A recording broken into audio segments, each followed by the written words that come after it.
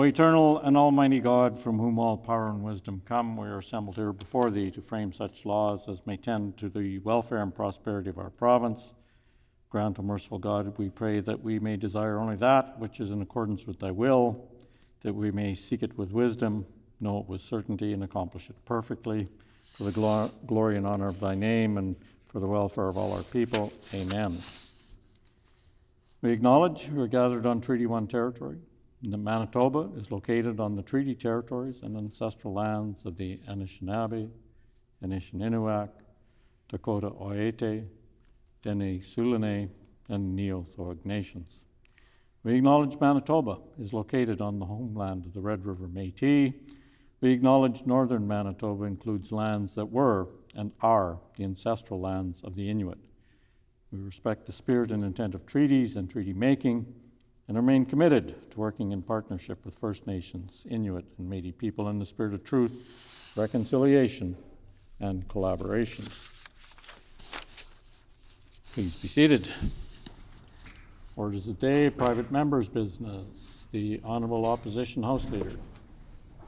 Yes, thank you, Honourable Speaker. Could you please call Bill 235, the Fiscal Responsibility and Taxpayer Protection Amendment Act?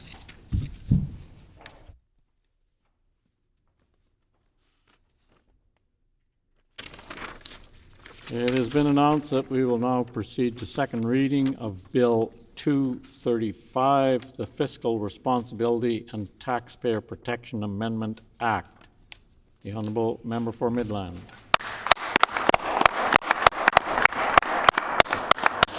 I move, seconded by the member for Portage-La Prairie, that Bill number 235, the Fiscal Responsibility and Taxpayer Protection Amendment Act, be now read a second time and referred to a committee of this House.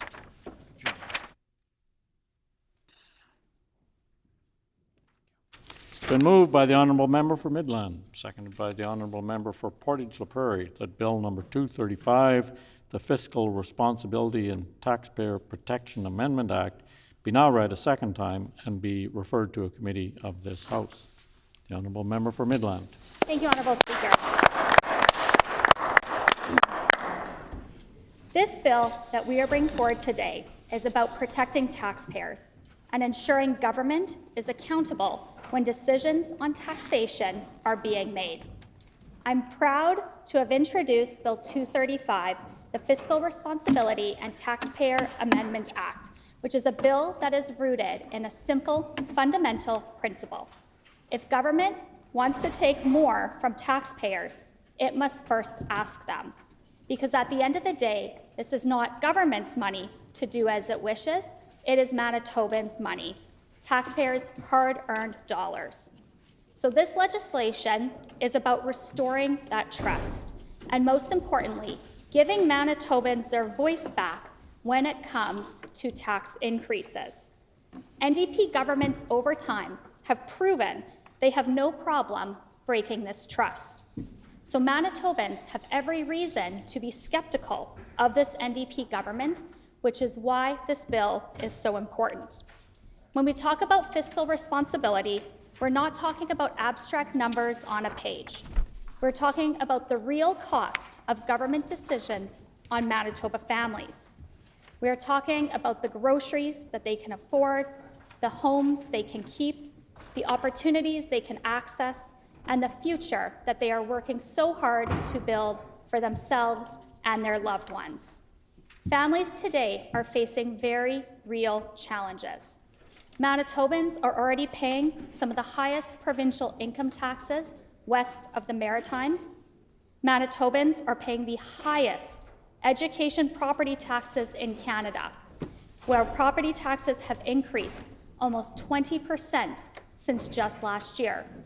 For some homeowners, that has meant a 43% increase in property taxes since this NDP came into power just 2.5 years ago. Utility rates are rising by 12% over the next 3 years. Over 50% of Manitobans are reporting that they are within $200 of insolvency. The latest StatsCan CPI numbers show Manitoba families are facing one of the highest food inflation rates in the country at 4.9%. And yet, while taxes continue to skyrocket under this NDP, Manitoba still receives the second highest federal transfer payments at over $9 billion. And still, despite all this, the NDP continues to spend, borrow, and add to our provincial debt. Governments continue to look for new ways to take more from Manitobans' pockets. This occurred last year when the NDP government froze the basic personal exemption and ended indexation, pushing more struggling Manitobans into higher tax brackets. So any increase in wages that those Manitobans might see will not be felt, as they cannot keep up with inflation. This is why Manitobans are skeptical, and rightfully so. They're skeptical this NDP won't continue to hike taxes to pay for their ballooning spending and their bloated bureaucracy. And they are skeptical that this NDP government won't again increase the RST or the health and post-secondary education tax levy. Manitobans deserve to have a voice when these major tax increases occur. So let's look at what currently exists and why this bill is needed. Under existing law, there is supposed to be a safeguard to protect taxpayers. There is a requirement that before certain taxes are increased, whether that be income tax, the RST, or payroll taxes, the government must first hold a referendum. This is a direct voice to Manitobans. But here is the problem. That safeguard has been ignored before, and Manitobans have not forgotten. In 2013, the NDP, under Premier Greg Selinger, broke a clear promise. He said he would not raise the PST, and then he did exactly that, increasing the PST from 7% to 8%. But what was even more problematic is that the NDP bypassed the referendum requirement, taking away the clear expectation that the public would have a say. And then they went further. They changed the law to get around the requirement instead of respecting it. So rather than seeking public approval on a major tax increase, they effectively bypassed the referendum, relying on its authority to amend or override the existing law.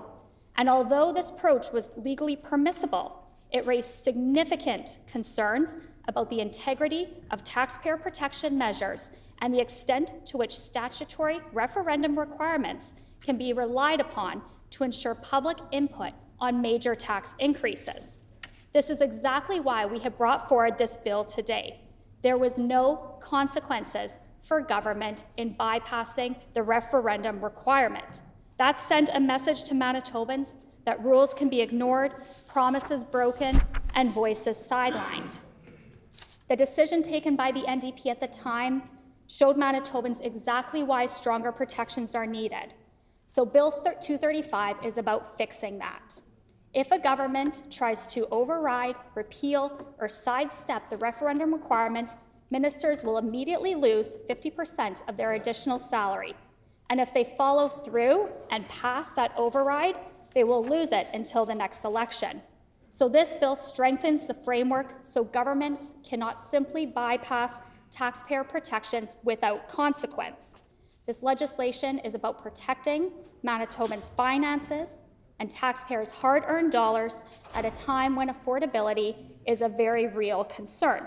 And families deserve to know that government will not impose new tax burdens without accountability. Bill 235 puts that protection in place.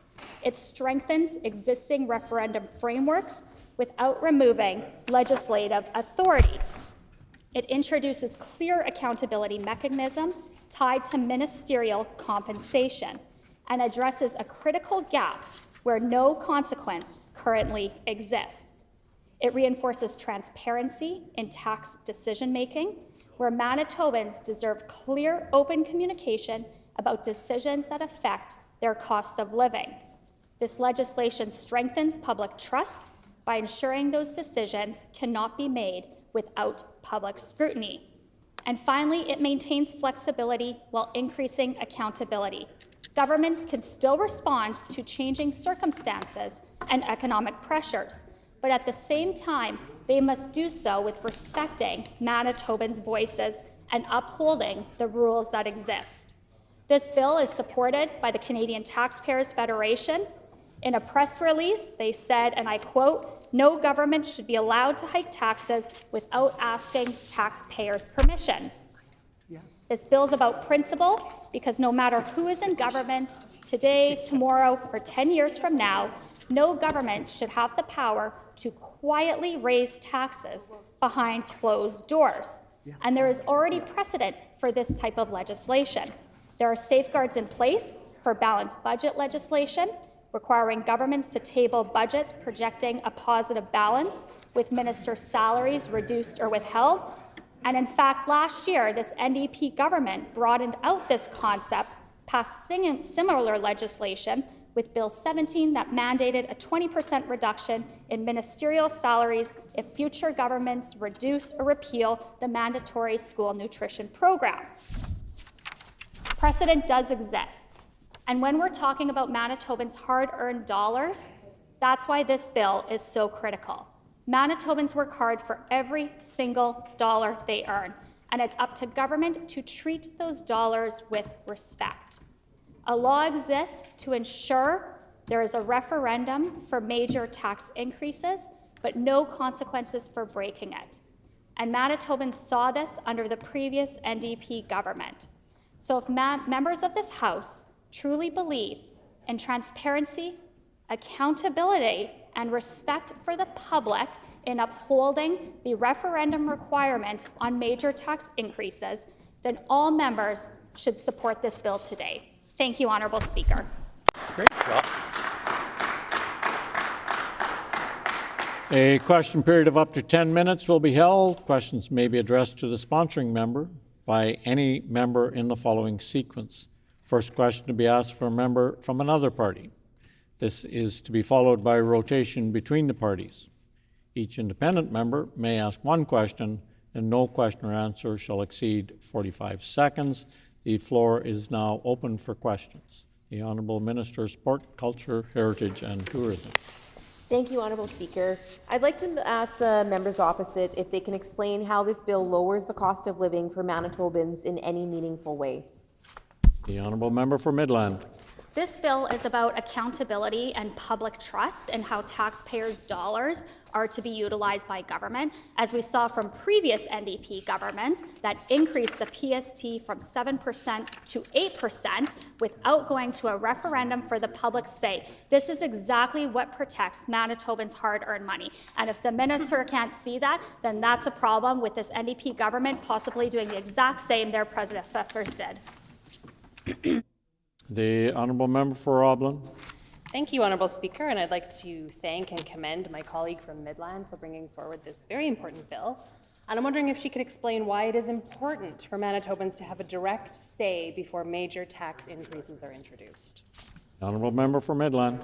I thank my colleague for that question. Manitobans work hard for every single dollar that they earn, and they put those dollars through taxes in trust with the government to make decisions that best reflect their needs. There is a referendum requirement on major tax increases for a reason, and that is to ensure that Manitobans have a voice before a major tax increase is brought in. That referendum requirement was bypassed before, and what this bill does is ensure this NDP government does not do it again. The Honourable Minister of Sport, Culture, Heritage and Tourism. Thank you, Honourable Speaker. I'd like to ask the members opposite if they can explain why, when they were in government, they chose to cut supports like the renter's tax credit while allowing rents to rise, which really did affect many, many Manitobans. The Honourable Member for Midland. Well, it doesn't have anything to do with the bill that we're proposing today, but in fact, the former PC government was the one to bring in rental tax credits, in addition to ensuring that homeowners across the province were receiving a 50% education property tax rebate, something that homeowners are now being faced upon the removal of it by this NDP government, with some of the highest education property taxes in the country in just their 2.5 years of government. The honourable member for Portage La Prairie. Thank you, Honourable Speaker. I'd like to thank the member from Midland for bringing this important bill that is so critical for all Manitobans. Could the member speak to how this bill helps restore trust between Manitobans and their government? The honourable member for Midland. Yeah, so trust is about governments keeping their word. And the reason why this bill is so important is because the previous NDP government broke that trust with Manitobans. They indicated that they would not raise the PST from 7% to 8%, and then they did. But what was more problematic about that is they did so without moving forward with the referendum, which is required under provincial legislation. So Bill 235 ensures that there are consequences, direct consequences, when NDP governments move ahead, similar to what the former NDP government previously did. Great answer. The honourable minister of Sport, Culture, Heritage and Tourism. Thank you, Honourable Speaker. I'd like to ask the members opposite who they consulted when drafting this bill. The honourable member for Midland. Manitobans, it is legislated that there should be a referendum for major tax increases. This was broken before. Manitobans expect if there's a major tax increase that they will be asked because that is existing legislation. So what this bill does is it ensures accountability and consequences if that is broken. As I mentioned during my remarks, the Canadian Taxpayers Federation put out a press release supporting this legislation. The honourable member for Roblin. Thank you, Honourable Speaker. And we know that Manitobans are facing an affordability crisis under this NDP government. Their property taxes have been hiked, hydro rates have gone up, Manitoba leads the country in food inflation. Could the member explain how this bill supports affordability for Manitoba families? Honourable member for Midland.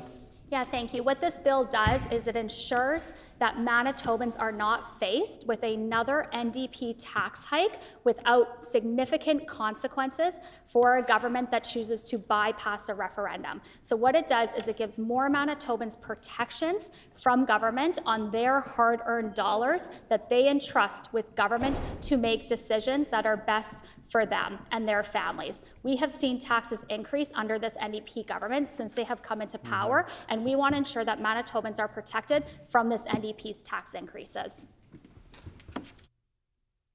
The honourable member for the honourable minister of Sport, Culture, Heritage and Tourism. Thank you, Honourable Speaker.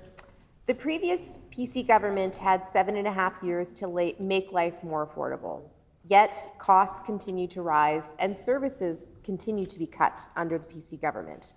My question to the member opposite is, why did they fail to deliver any meaningful, lasting affordability measures when they had a chance to do so?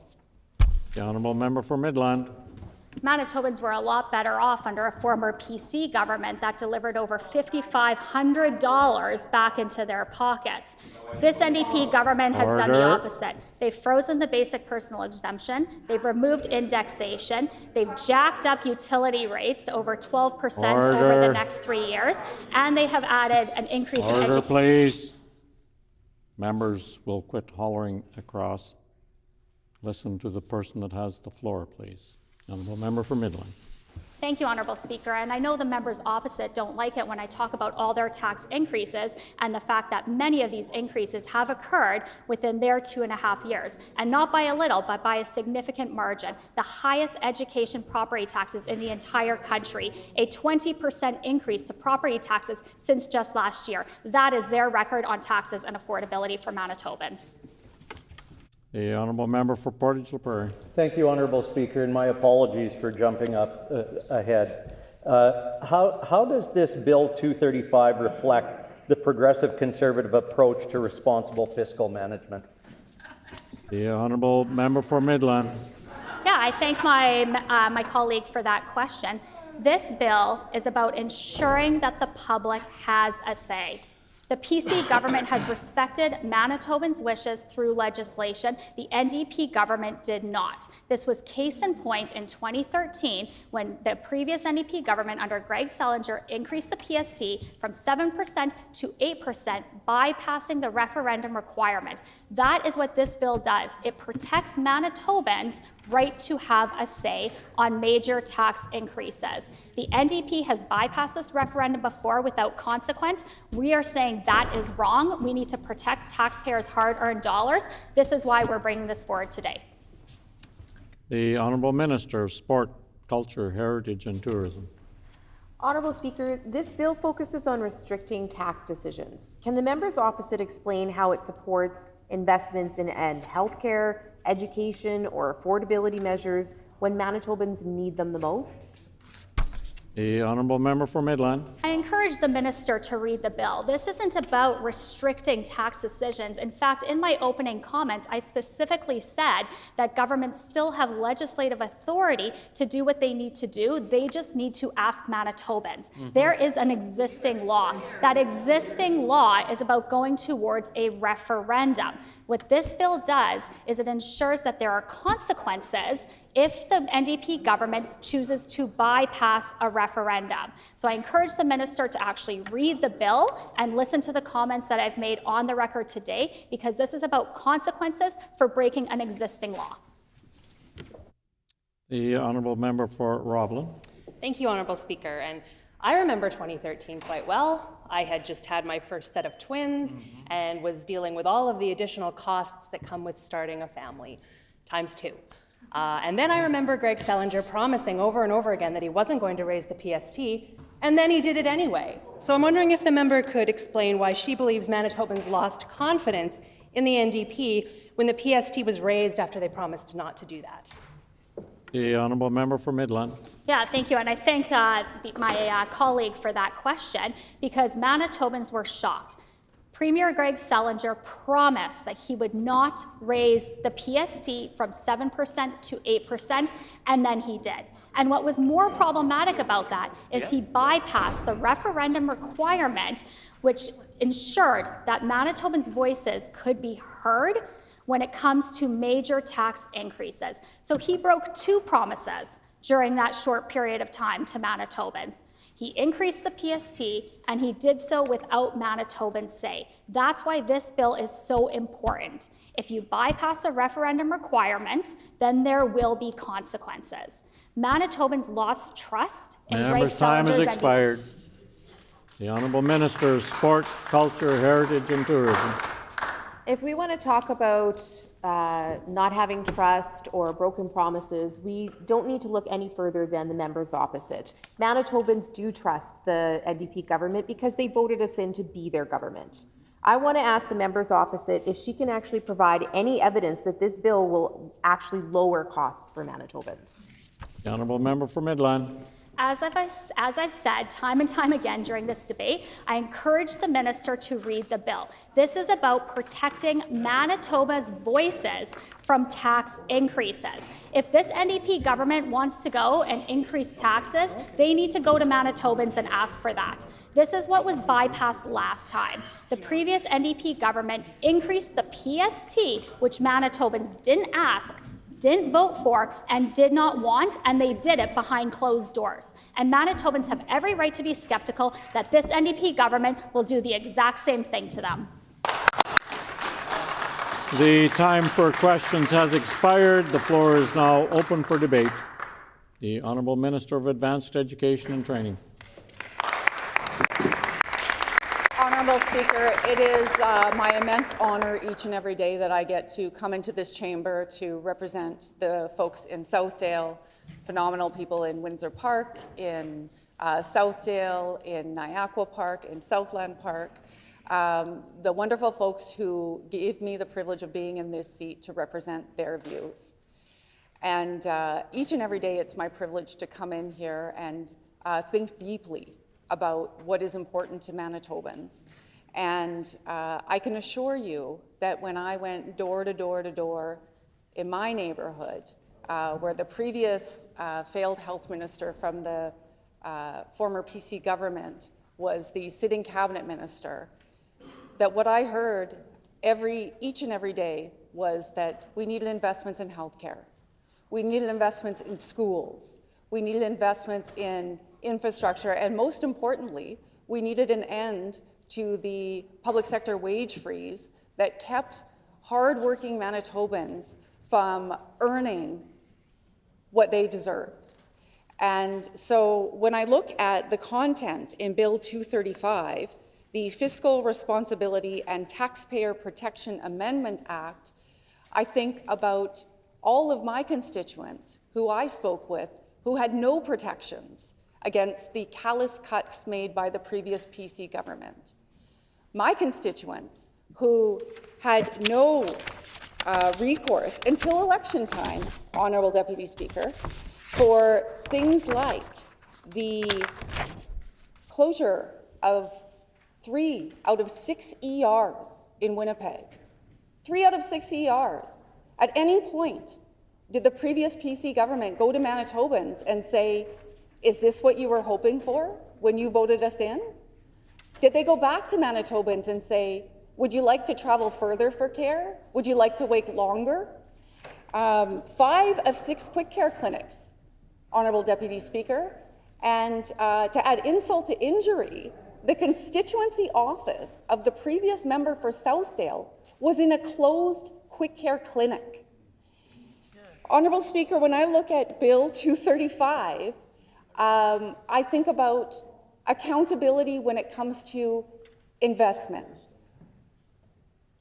The taxation system is our agreement with one another that on the big things we contribute, that we've decided as a society that as individuals, we can't likely build a hospital, we can't likely build a school, we can't likely build a hospital. But when we pool our resources together, we invest in the services that everybody needs. And so, Honourable Deputy Speaker, when I think about what the actual responsibility is to the Manitobans that elected us, it is ensuring that those investments are made in a judicious way, that we think about not just this generation, but the next 7 to come, and we ensure that the services that people rely on are there when they need them. There is an affordability crisis right now. We're all aware of it, which is why our government in this budget has put forward many, many, many options to help with affordability. And while the members opposite may not know what it's like to really struggle at different points in their lives, I will tell them what actually makes a difference for a young single mom, because the member from Midland seems to like to talk about young single mothers a lot. I was a young single mother.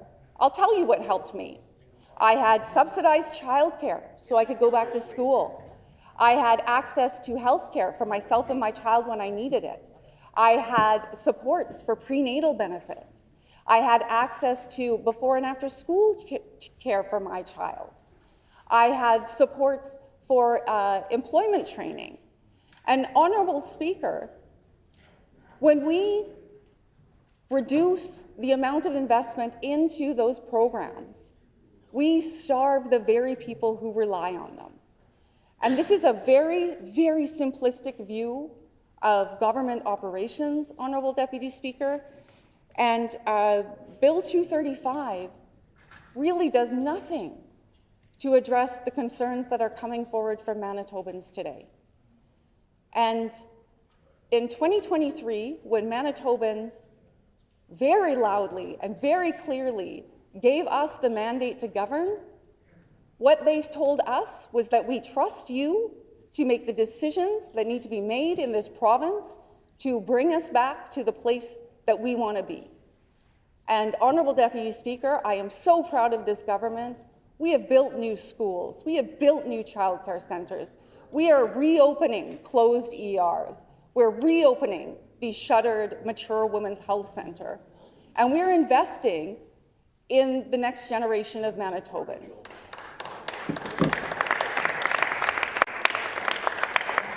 And Honourable Deputy Speaker, while I know that it is far more comfortable for the members opposite to come in here each and every day and try to create a narrative that might speak to some of the very last people that are in support of their party, what I can tell you is that on this side of the House, we look at our decisions through the lens of long-term sustainability for our province.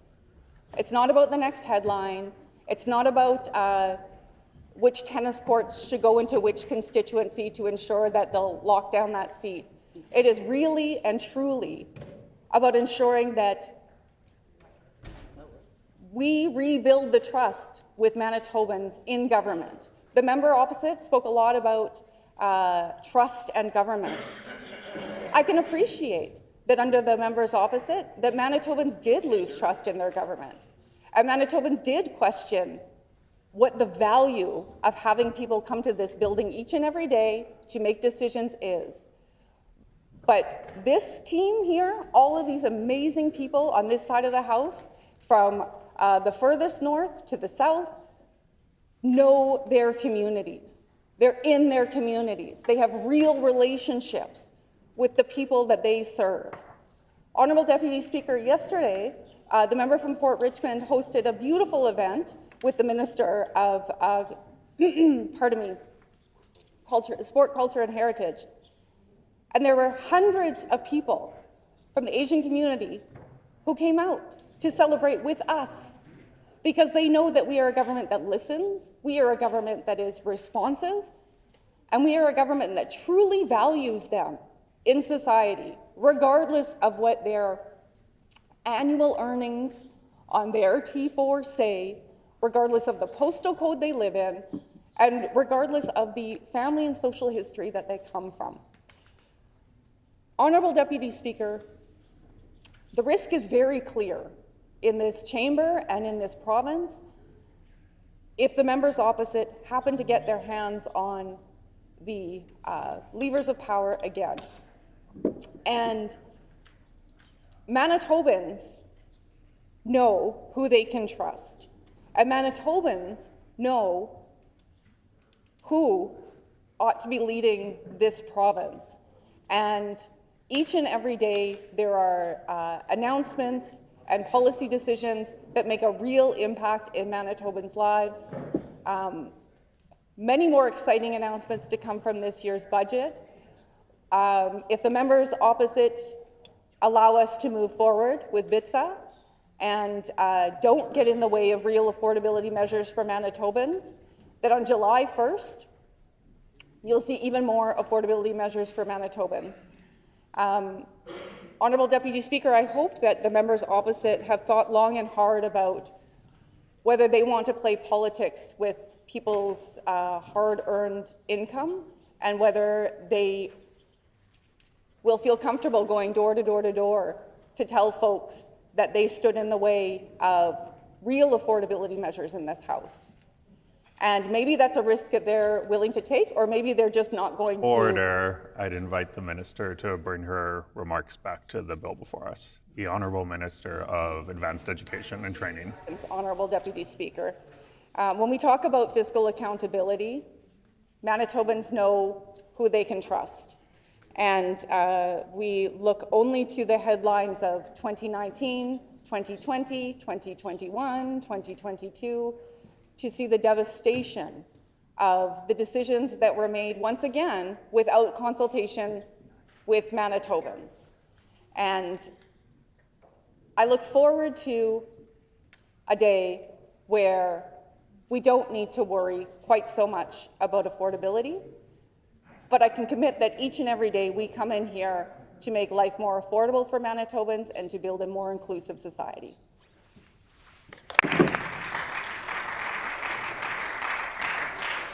The Honourable Member for Portage La Prairie. Thank you, Honour.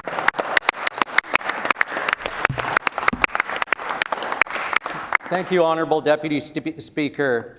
I'm honoured to stand here beside the member from Midland who has introduced this bill that does have a positive effect on all Manitobans, not just a few, all Manitobans.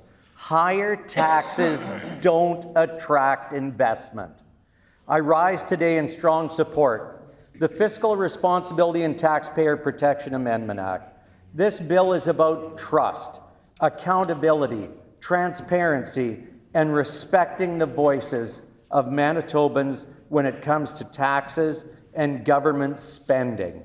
At its core, Bill 235 strengthens the existing referendum framework in Manitoba.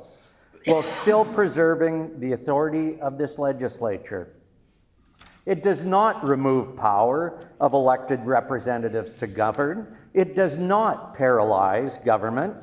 What it does is it creates a clear accountability mechanism and ensures Manitobans are respected when governments consider major tax increases. Again, I am proud to stand with our team to make Manitoba more affordable for all Manitobans. Thank you.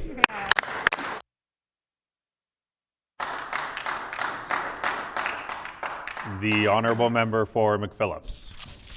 Thank you, Honourable Speaker.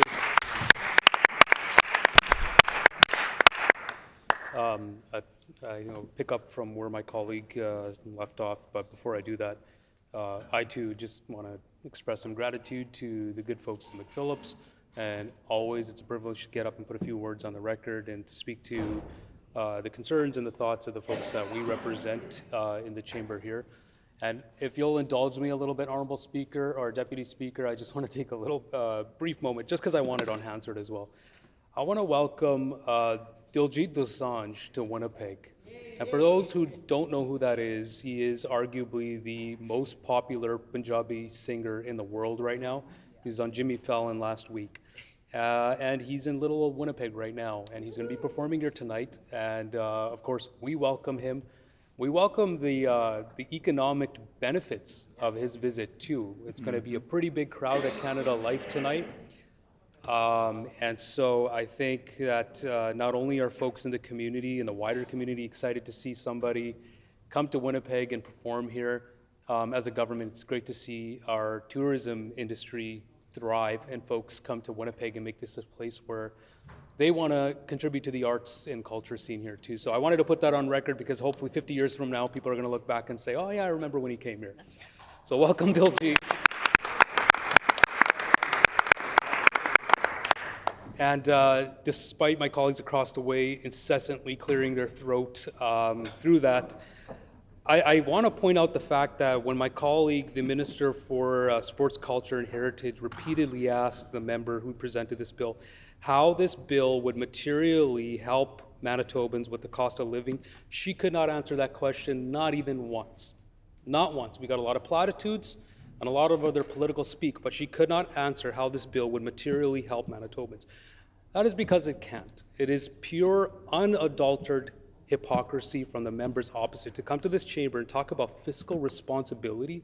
The folks who left a $2 billion hole in the finances on their final days of government after pushing out so much money out of the door to buy votes just to end up on the opposite side of the chamber here. But they want to give us lessons about fiscal responsibility. Wow.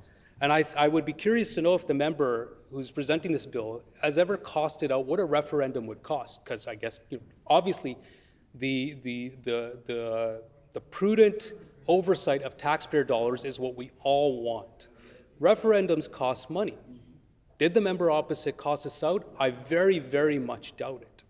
And in case the member across the way is unfamiliar, an election is where you go to get a mandate from the voters. In 2023, we all went to an election. We all sought a mandate from Manitobans to govern. And guess what? They chose the NDP to govern in this province after 7.5 years of the PCs greasing the hands of their friends. They were sick and tired of that. So for them to get into the chamber today and pretend like they care about Manitobans when they didn't do one thing to help Manitobans with affordability, they jacked up hydro rates at the cabinet table. They kept on charging Manitobans the gas tax each and every single day. Yep. We went to the polls and we offered Manitobans, if you elect an NDP government, we're going to help you with affordability. And promise made, promise kept. We cut the gas tax. We gave a permanent cut to the gas tax. We're getting rid of PST on all groceries. What does the opposition want to do? They want to stop us from doing that. Yesterday, the leader of the opposition held a press conference alongside his colleagues. And while we're talking about affordability, and the members opposite really don't like when we talk about this sort of stuff because they want to pull the wool over the eyes of Manitobans. Fundamentally, this government is the one that's making life more affordable for Manitobans. We're cutting taxes left, right, and center. The payroll tax, gas tax, taking the PST off groceries. They don't want to see this happen. And my colleague and I were just talking about just how desperate the members are when they come into this chamber every day to bring in PMBs asking for things that they themselves could not live up to, standards that they could not govern themselves. So if this truly is about affordability, then we're succeeding on that front. We're working very hard on that front to make life more affordable for Manitobans. It's not just the PST cut, or removal, I should say, of PST on all groceries. It is also forcing the grocery sector to be more competitive. Something that the opposition, or members opposite, did not do in 7.5 years. I believe that more competition is better for consumers. Ostensibly, I thought conservatives would believe that, but the 2026 conservatives don't seem to be very conservative, very free market.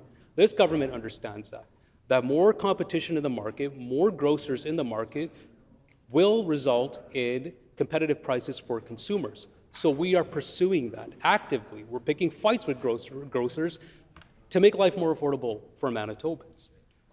The actions that this government is taking are tangible, are visible. Order. I would just ask the member to withdraw his comments about wool being pulled over the eyes of Manitobans. It's been ruled unparliamentary in the past. The honourable member for McPhillips. Thank you, Honourable Speaker. I withdraw. But as I was saying, I think we should all come to this chamber with a good degree of goodwill and sincerity in the debates that we have, the conversations we want to have. I very strongly believe that that is not where the members opposite are coming, or the approach they're coming with to this chamber. Fiscal responsibility or any sort of responsibility is not something that they demonstrated in 7.5 years in any way, shape, or form. And as I said earlier, this government is the one that's cutting taxes for Manitobans.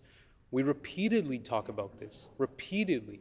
And I will note that the one marquee policy that the members opposite are flaunting these days, they can't seem to decide what number it is they want to stick on. We heard a different number for their personal exemption idea a week ago. It was different yesterday. It might be different tomorrow because fundamentally they can't figure it out. They cannot figure out what it is that they want to offer Manitobans because they don't have anything that can compete with what the government is offering today. And then when you ask them to cost things out, good luck. Good luck getting them to figure that one out. Like, as I said earlier, referendums cost money. How much money are the taxpayers going to be on the hook for this preposterous idea? How much money is that going to cost? Everything costs money. We were elected here to be good stewards of the Manitoba finances. I don't think Manitobans would appreciate us going to referendums on each and everything that they've already sent us here to do. If they go to the polls and they elect a government, they vote for every single individual in this chamber, they know that we've come to them with a certain set of policy proposals that we want to enact when we're in government. And that is exactly what we're doing on this side of the chamber. What the members opposite are proposing is, in effect, higher taxes and more red tape. The Conservatives of 2026, the PC party of 2026, wants more regulation, they want more red tape, they want to bog down the operations of government, and they want to increase taxes on Manitobans. These are not even conservatives. They're ideologues.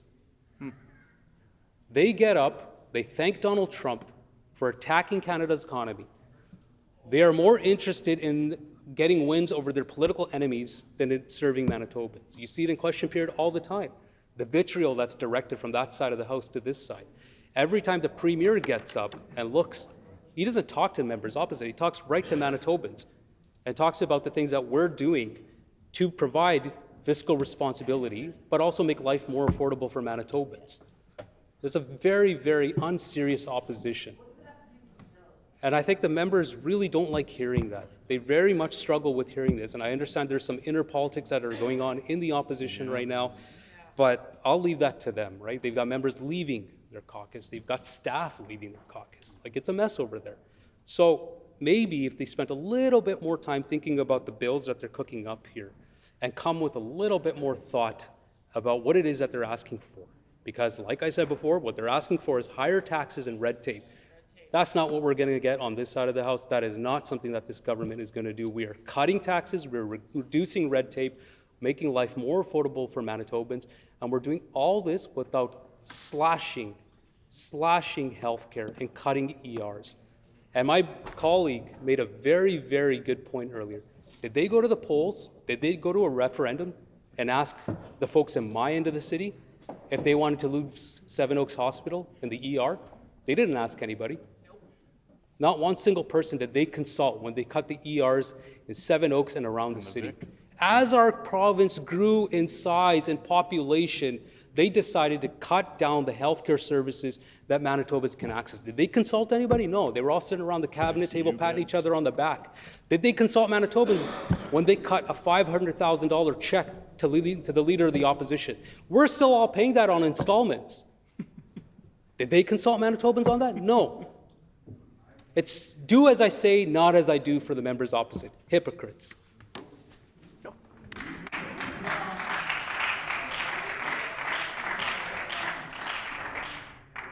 The honourable member for St. Boniface. Oh, this will be good. It'll be great. Honourable Speaker, Honourable Président, it's another beautiful day in Manitoba as we rebuild healthcare, make life more affordable, invest in education. All the Conservatives want to talk about is this red tape referendum bill, right? They want to talk about confidence and respect and, transparency, but they're still trying to run away from. No, they're still trying to run away from Brian Pallister, possibly the worst premier in the history of Manitoba. In fact, I remember when they all went to Brandon one day, sang Kumbaya, and then kicked him out of the party. No, but hold on. I'm sorry. He's not the worst premier in the history of Manitoba. That's Heather Stephenson. That's Heather Stephenson. That's what everybody remembers is the horrible Stephenson record. They want to talk about Greg Selinger, who balanced the budget actually 10 years in a row, but they'd rather talk about this red tape referendum bill. I would invite the member to bring his comments back to the bill before us. The honourable member for St. Boniface. Merci, l'honorable président. Donc, ce projet de loi semble vouloir parler de confiance, de bonne gérance, de respect, de transparence.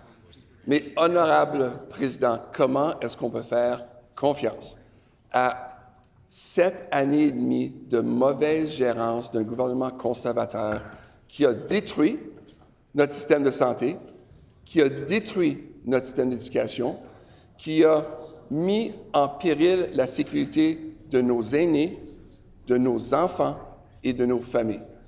C'est vraiment hypocrite de leur part de vouloir parler de bonne gérance quand ce projet de loi vraiment parle d'agir et d'ajouter d'autres red tape, comme on dit en anglais, avec d'autres référendums.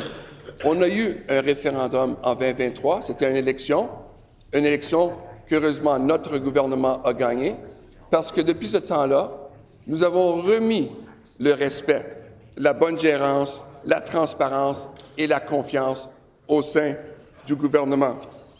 D'ailleurs, l'honorable président, ce projet de loi prétend porter sur la responsabilisation, mais les Manitobains se souviennent très bien des dernières années du gouvernement conservateur. Les Manitobains ont eu 7 ans et demi, les conservateurs ont eu 7 ans et demi pour rendre la vie plus abordable et, l'honorable président, ils ont échoué, ils savent, ce projet de loi ne va rien changer. Sans oublier que les conservateurs ont aussi enfreint la loi en violant la convention de transition, on l'a vu juste à la fin de la dernière élection. Notre gouvernement se concentre sur de véritables mesures d'aide, c'est ce que les Manitobains et les Manitobains veulent, qui font une différence dans la vie quotidienne des gens. Un autre référendum après un autre référendum ne va rien changer dans la confiance que les Manitobains ont au sein du gouvernement. Les Manitobains et les Manitobains, d'ailleurs, Monsieur l'honorable président, font confiance à notre gouvernement. Nous avons réduit de façon permanente la taxe sur l'essence, remettant de l'argent dans les poches des Manitobains chaque fois qu'ils vont faire le plein. Nous avons éliminé la TVP sur les produits d'épicerie et nous continuons de prendre des mesures pour réduire les coûts et soutenir les familles partout dans la province. Vous savez, l'honorable président, je suis parent, enseignant. Je sais que les parents d'aujourd'hui n'ont pas le temps pour entretenir un autre référendum après un autre référendum. La vie est trop compliquée. Les Manitobains nous font confiance.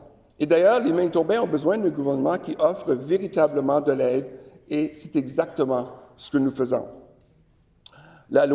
Cette loi sur la responsabilité financière et la protection des contribuables exige actuellement que le gouvernement tienne un référendum non contraignant avant de déposer un projet de loi. Vous savez, l'honorable président, ce que les Manitobains et les Manitobains veulent, c'est avoir de l'espoir et de voir un gouvernement agir avec respect et bonne gérance. C'est pourquoi, à la dernière élection, les Manitobains et les Manitobaines ont dit non au gouvernement Stephenson, et c'est pourquoi ils nous ont mis au pouvoir. L'honorable président, les Manitobains veulent un gouvernement qui se concentre sur la réduction des coûts et l'amélioration des coûts de la vie. Ce projet de loi prétend protéger les contribuables. C'est faux. Mais soyons clairs, il ne fait rien pour réduire réellement les coûts de la vie. Premièrement, les Manitobains ne demandent pas des jeux politiques, ils demandent un soutien concret et tangible, l'honorable président.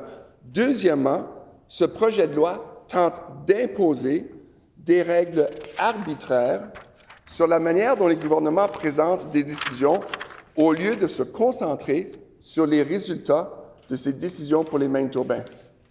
Les gouvernements, l'honorable président, doivent avoir la flexibilité d'agir dans l'intérêt supérieur des Manitobains lorsque les circonstances l'exigent. Alors que ce projet de loi met l'accent sur le processus, notre gouvernement est axé sur les résultats tangibles. Nous mettons en œuvre de véritables mesures d'aide que les Manitobains peuvent constater et ressentir dans leur vie quotidienne du jour au jour, Monsieur l'honorable président. Nous avons réduit de façon permanente la taxe provinciale sur l'essence, remettant de l'argent dans les poches des gens chaque fois qu'ils font le plein. Nous avons instauré le crédit d'impôt pour l'aide des propriétaires, permettant aux Manitobains d'économiser des centaines de dollars chaque année, avec encore plus d'allégements à venir. Ce sont des mesures concrètes, l'honorable président. Pas d'autres référendums, mais des mesures concrètes et significatives qui aident les gens à faire face à la hausse du coût de la vie. Voilà la vraie différence que notre gouvernement fait dans la vie des Manitobains chaque jour. L'honorable président, pendant 7 ans et demi, le gouvernement conservateur a supprimé des emplois, a augmenté les coûts et démontré aux Manitobains à quel point il se soucie peu de leurs besoins. Ce, l'honorable président, est un manque de respect. Ce projet de loi ne fait rien pour remettre de l'ordre dans le gouvernement, ajoute juste d'autres processus, d'autres référendums, d'autres collants rouges, red tape, pour ceux qui ne savent pas. Les gouvernements Stephenson et Pallister, les deux pires premiers ministres dans l'histoire du Manitoba, on le reconnaît, ont caché des Manitobains la situation financière d'Hydro-Manitoba tout en vendant activement des parties de la société d'État et en l'empêchant de soumettre des projets d'infrastructure. En octobre 2020, ils ont vendu la participation rentable de 40 d'Hydro-Manitoba dans Teshmont. Comment pouvons-nous faire confiance à un gouvernement qui fait seulement avancer d'autres référendums quand l'ancien gouvernement conservateur a vendu, Monsieur l'honorable président, des parties d'une corporation de la Couronne, a vendu des actions de Manitoba Hydro? Comment est-ce qu'on peut leur faire confiance? En février 2021, ils ont annoncé la fermeture de leur société de conseil international, Manitoba Hydro International, ce qui entraîna une diminution du nombre d'emplois spécialisés au Manitobain. Tout ça pour dire, l'honorable président, que ce que les Manitobains et les Manitobaines veulent vraiment d'un gouvernement, c'est de leur faire confiance. Ils nous ont fait confiance à la dernière élection. J'étais enseignant pendant les 7 années et demi des 2 pires gouvernements conservateurs dans l'histoire du Manitoba, le gouvernement Pallister et le gouvernement Stephenson. On n'a pas besoin de retourner en arrière et les Manitobains et les Manitobaines n'ont pas le temps pour faire affaire à d'autres référendums de collants rouges qui vont juste perdre leur temps, perdre le temps les Manitobains et saboter d'ailleurs, l'honorable président, la vraie façon dont les gouvernements doivent fonctionner.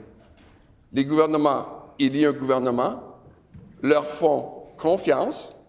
Les Manitobains et les Manitobaines, en ce moment, font confiance à notre gouvernement et notre premier ministre. Et d'ailleurs, nous venons, grâce à l'excellent travail de notre ministre des Finances, avoir le plus bas déficit de toutes les provinces au Manitoba. Alors, quand on parle de confiance, quand on parle de respect, gardons les mains sur le volant, sur la bonne voie du respect avec notre gouvernement. Merci, l'honorable président.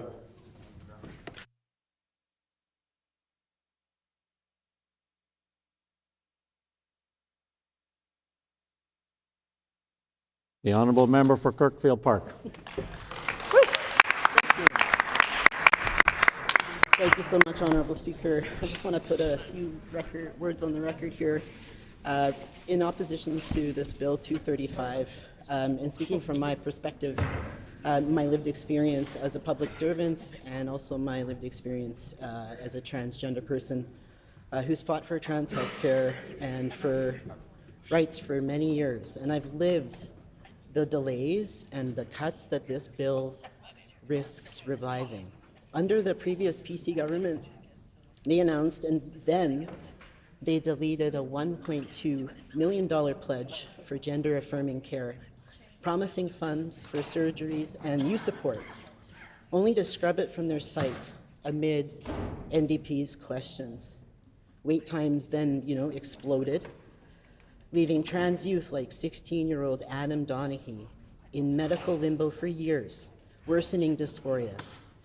Procedural foot-dragging at the Human Rights Commission left 2+ years backlog. And that was confirmed by the Ombudsman. And that meant that complaints, they languished. In the case where, there was systemic discrimination that was ruled after years of foot-dragging. This bill, it elevates rigid processes over people, making governments timid about raising revenue for equity measures like healthcare and human rights enforcement. My work and our work as a government proves we need flexibility, Honourable Speaker, not straitjackets. I authored the Two-Spirit and Transgender Day Visibility Act, now law despite 4 PCs voting against our existence. Our government has invested $1.6 million in trans healthcare supports, proving flexibility deserves justice. This bill could excuse future underfunding or delays for communities that I represent, and that is unthinkable, Honourable Speaker. Order, please. When this matter is again before the House, the honourable member will have 8 minutes remaining, the hour being 11 o'clock. It's now time for private members' resolutions. The Honourable Opposition House Leader. On House business. The Honourable Opposition House Leader on House business. Pursuant to Rule 34.8, I am announcing that the private member's resolution to be considered on the next Thursday of private member's business will be the one put forward by the Honourable Member for Agassiz. The title of the resolution is Removing the Land Transfer Tax for the First-Time Homebuyers. It has been announced that pursuant to Rule 34(8) that the private member's resolution to be considered on the next Thursday of private member's business will be the one put forward by the Honourable Member for Agassiz, and the title of the resolution is Removing the Land Transfer Tax for First-Time Home Buyers.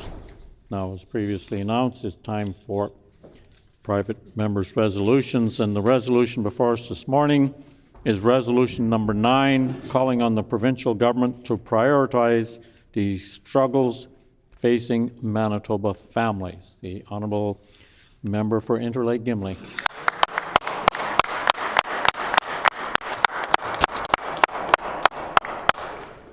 Thank you, Honourable Speaker. I rise today in support of this resolution, and more importantly, in support of Manitoba families who are working hard, doing everything right, and still finding themselves.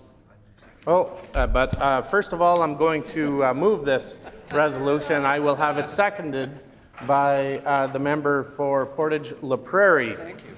Therefore, it be resolved that the Legislative Assembly of Manitoba urge the provincial government to take action immediately to reduce the crippling red tape on farmers and address the underlying economic causes for food inflation.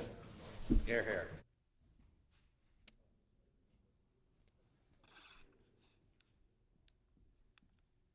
Been moved by the Honourable Member for Interlake Gimli, seconded by the Honourable Member for Portage-La Prairie, that therefore be it resolved that the Legislative Assembly of Manitoba urge the provincial government to take action immediately to reduce the crippling red tape on farmers and address the underlying economic causes of food inflation.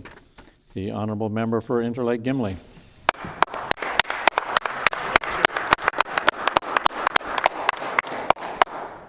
Thank you. I rise today in support of this resolution and, more importantly, in support of Manitoba families who are working hard and doing everything right and still finding themselves falling short at the end of the month and falling further and further behind.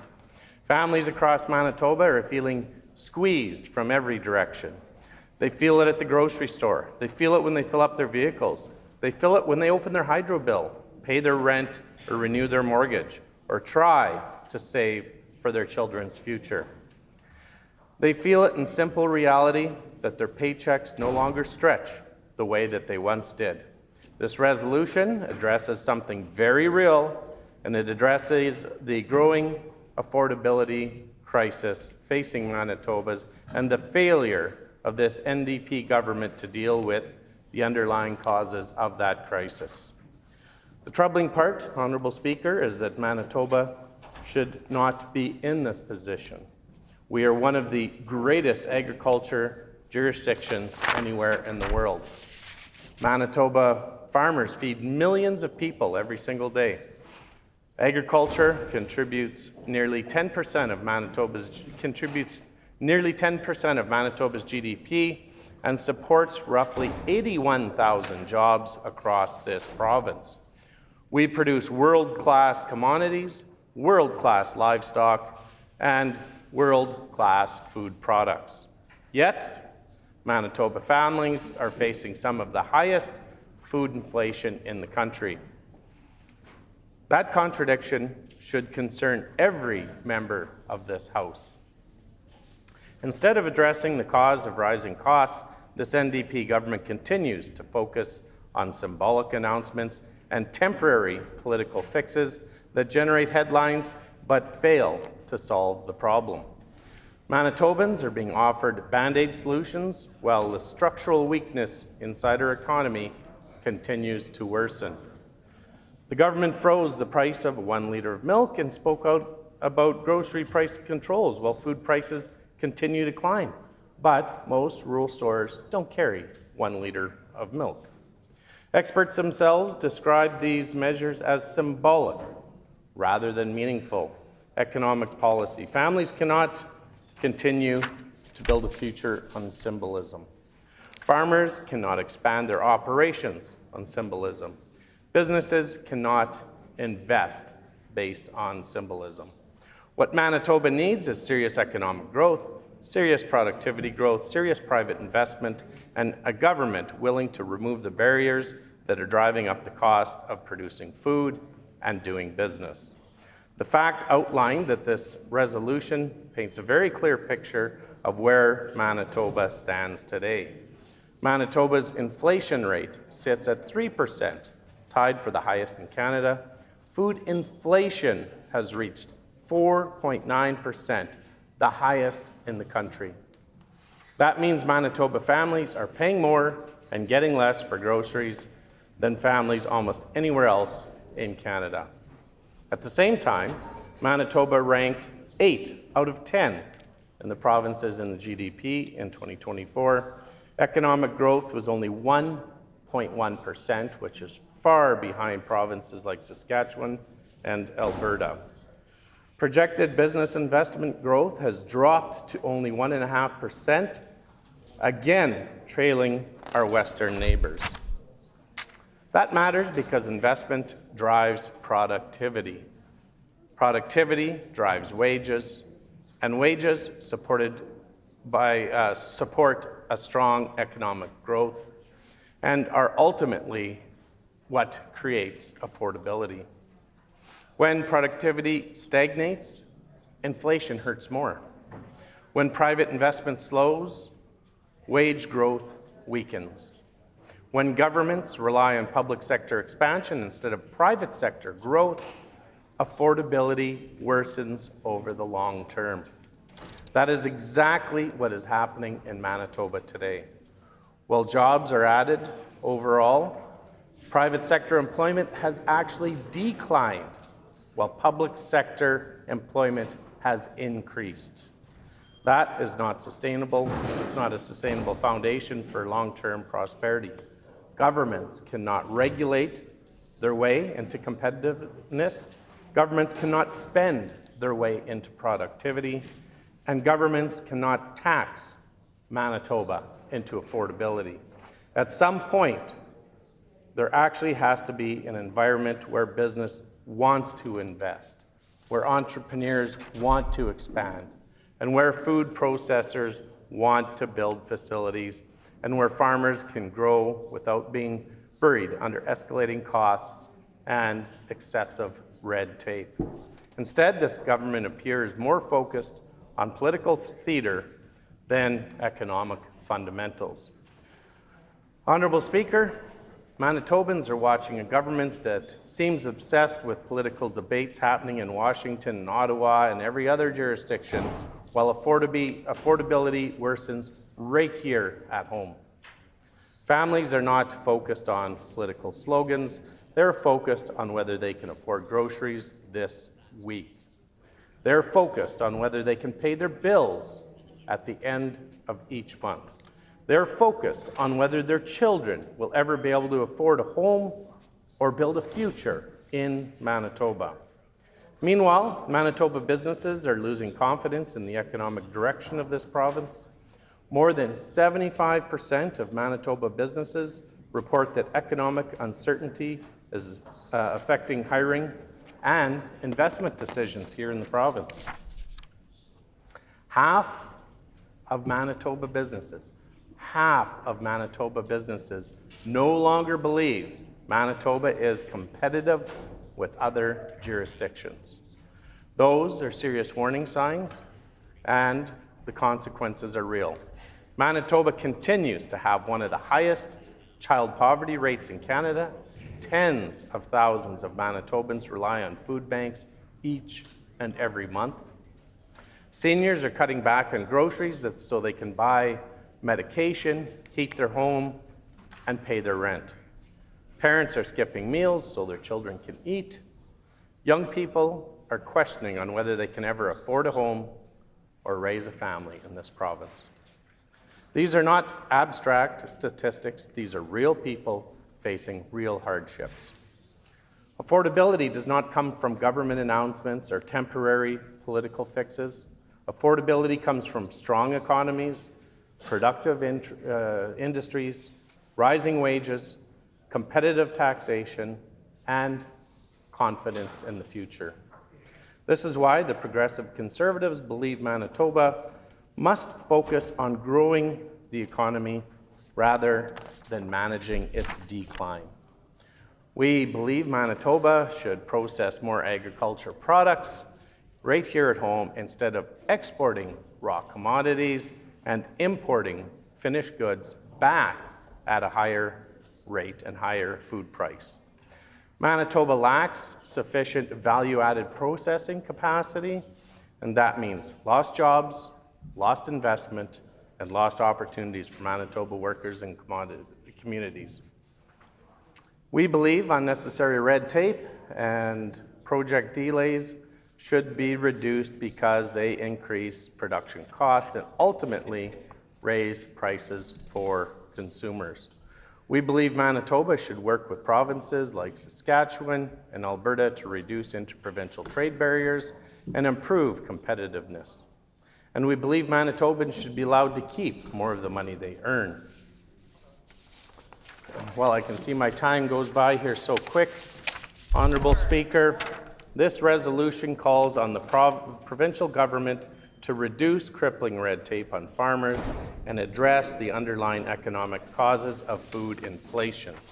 That is a reasonable request, and it is a necessary request because we truly want lower food prices. We must lower the cost of producing food. If we truly want higher wages, we must improve productivity.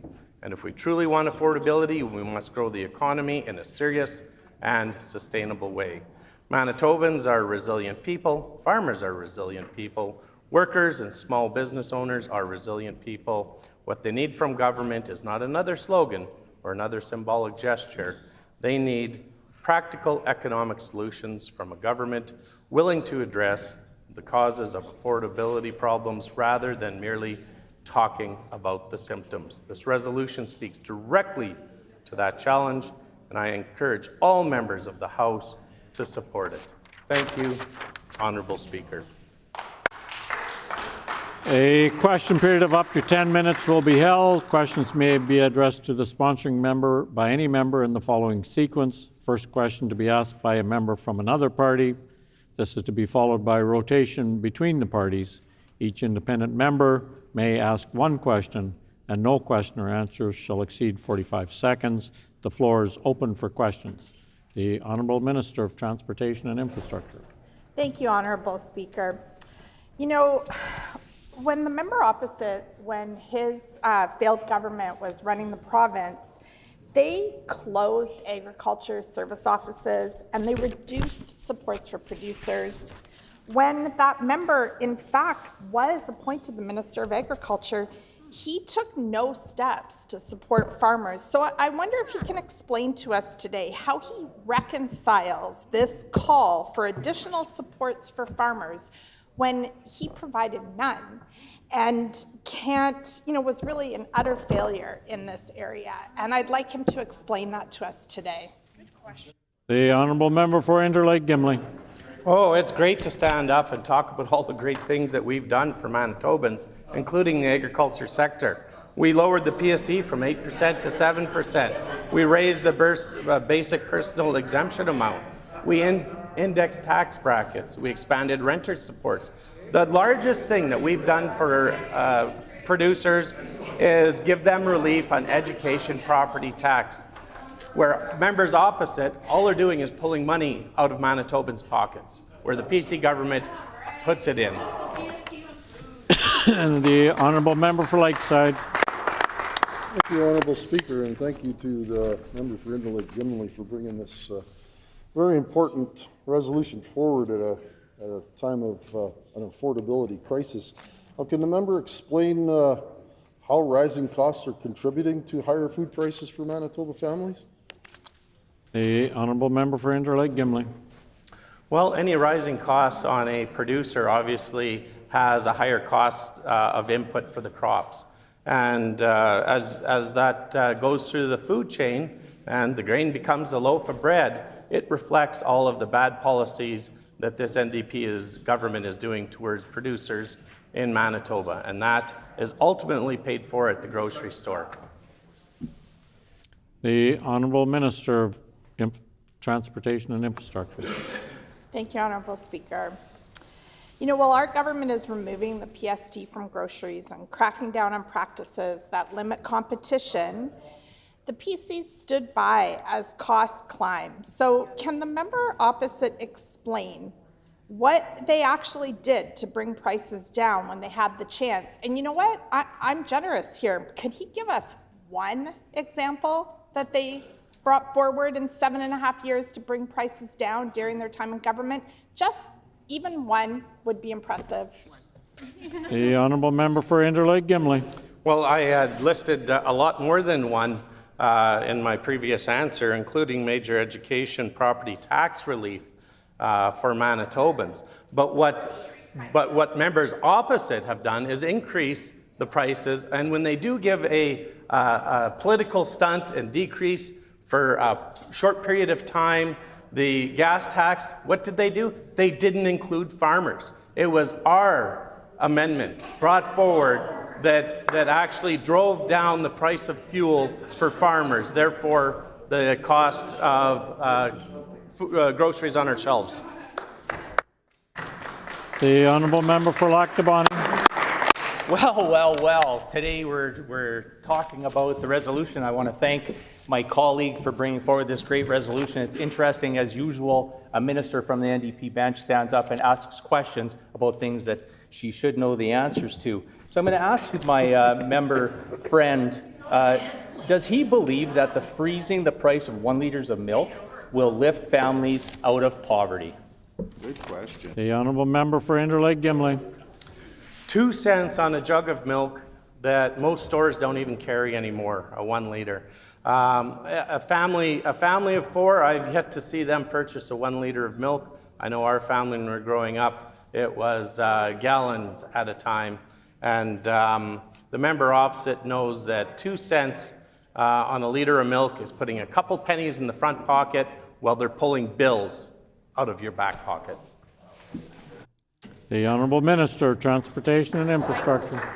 Thank you, Honourable Speaker. In my previous question, I asked the member to identify one thing that they did to lower grocery costs for Manitobans, and he failed to do that, so I will give him another chance.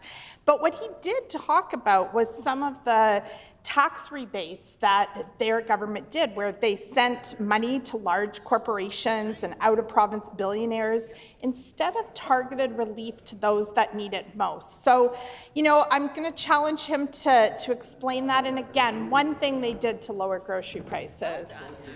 The honourable member for Interlake Gimli. Well, that's another easy one, Honourable Speaker. We lowered the price on Ag Crown lands, and in our 2023 election commitment, we promised to keep it that low. And it's nice to see that this minister is actually following through on our PC commitments and promises to farmer, keeping agriculture Crown land low. There are no further. The honourable member for Lakeside. Thank you, Honourable Speaker. Can the member explain how that when it costs more to produce food, it costs more for families at the grocery store? The honourable member for Interlake Gimli.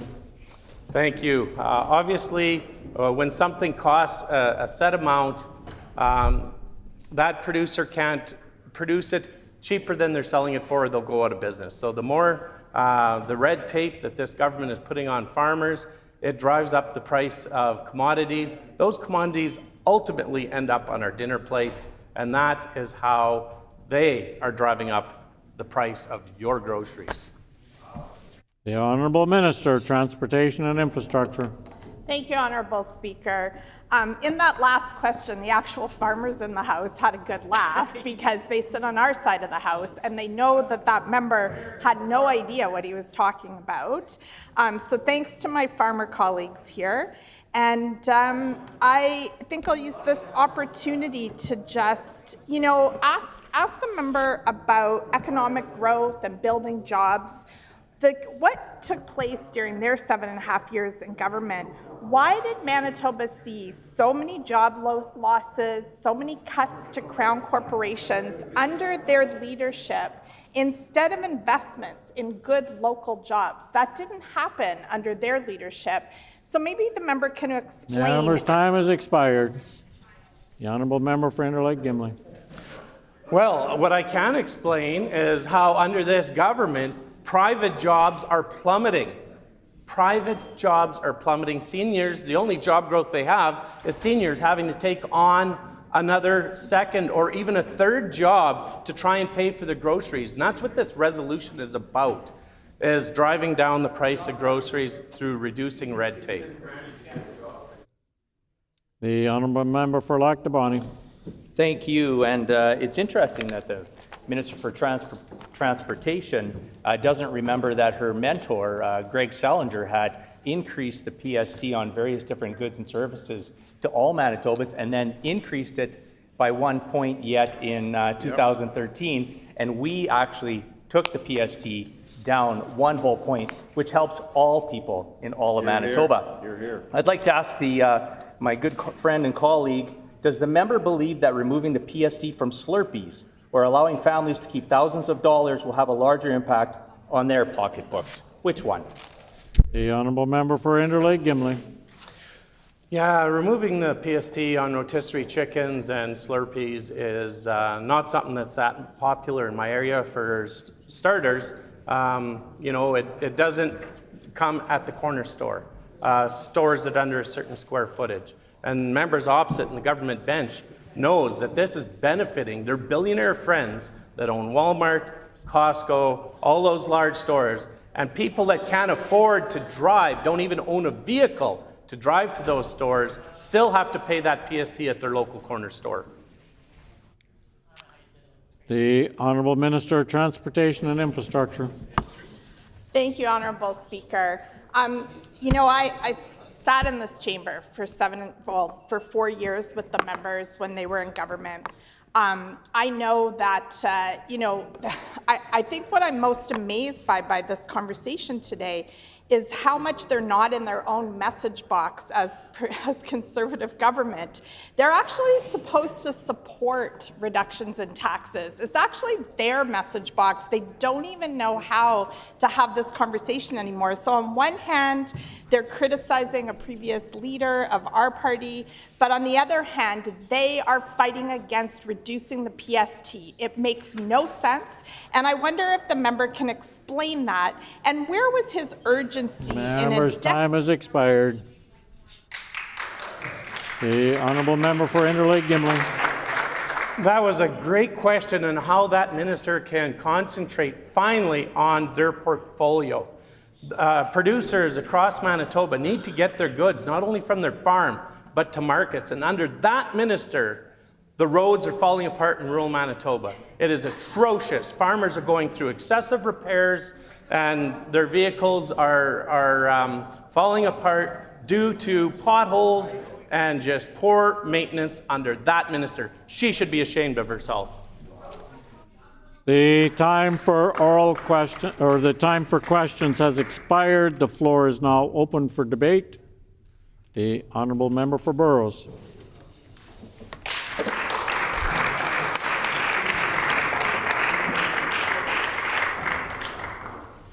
Sat Shri Akal, Honourable Speaker. Let's start with a happy note. Diljit Dosanjh is performing at Canada Life Centre today.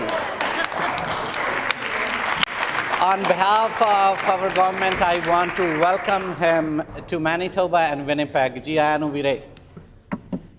Okay, PMR. We are debating this PMR that is calling on the provincial government to prioritize the struggles facing Manitoba families. Wonderful. Thank you to the member for Interlake Gimli to create this opportunity to debate and talk about this wonderful issue or issues that Manitobans are facing. But honestly, when I look at the wording of the PMR, I see a bias there. I see that it's biased. It ignores the actions taken by our government to address the issues listed in this very PMR, and it fails to recognize our government's progress on these issues, and it doesn't suggest any solid policy proposals. It does mention a few things, though. For example, it talks about rate of inflation being 3%. Well, agreed, data says that, but under their watch, inflation was 8%.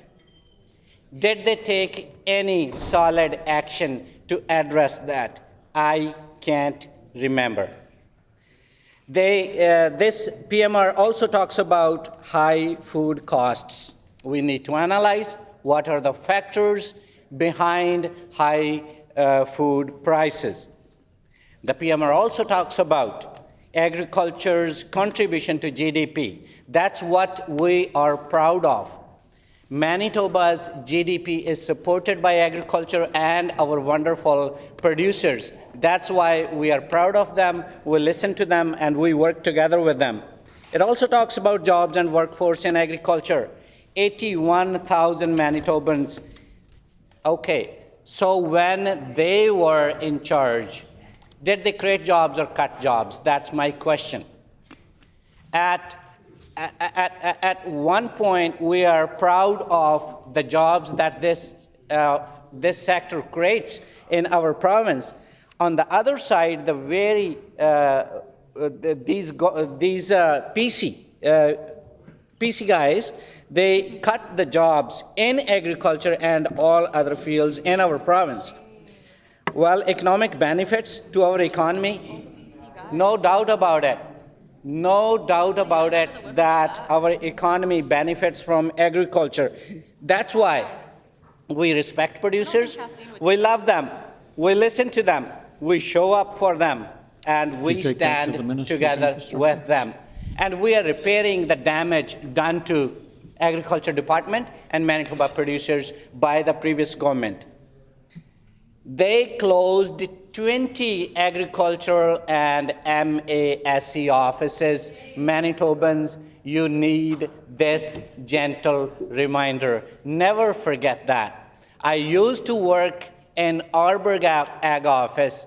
I used to sometimes work at Toulon Agriculture Office, which was a beautiful, beautiful space. It was supporting the economy. There were a few people working there. They would fill their cars with gas from Toulon. They would eat their lunches there. Now that office is closed. And I remember that I was standing in front of that closed office and I posted a video on my socials and raised my voice against that action by the PC government. You can watch that video right now.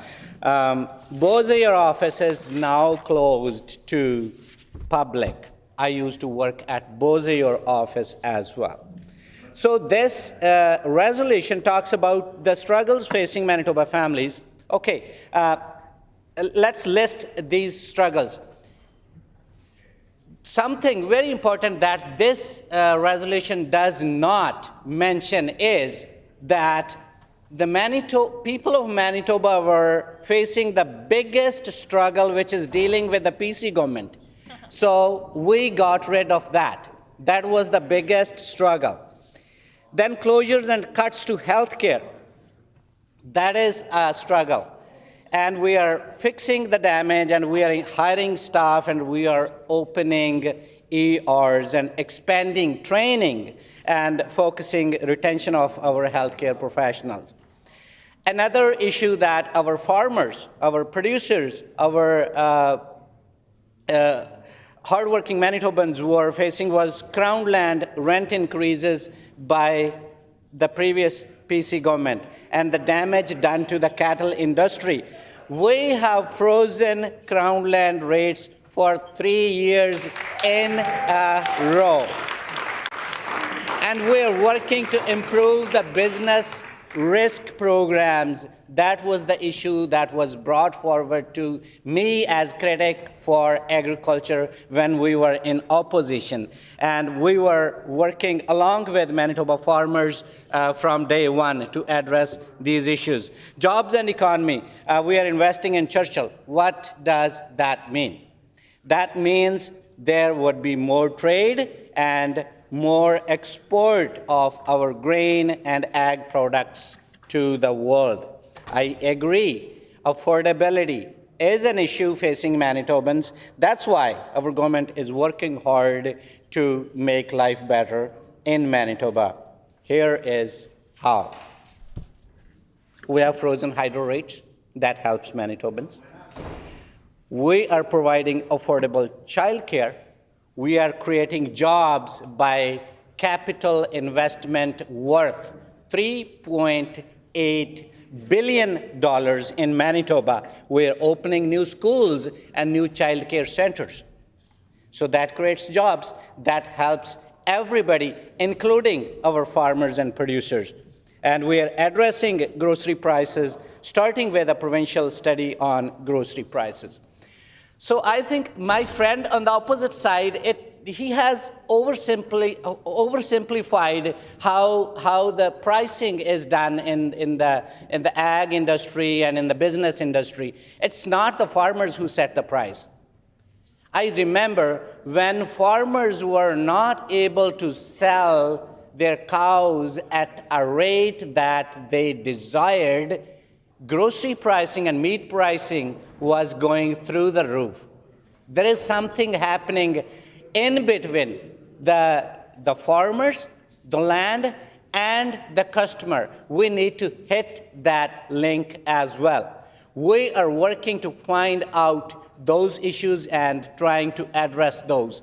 There is monopoly by big grocers in this society, in this market, in this province, in this country. And we need to focus that. We need to create competition. We need to open more stores. We need to stand against the property controls by big grocers. Those big grocers do not let other grocers open their shops beside theirs. That's where the problem is. Problem is not at the farm. Problem is in the market. Let me speak, sir. That's my turn to speak. Hear, hear. We are cutting payroll tax for businesses. That helps all the business owners, including our farmers.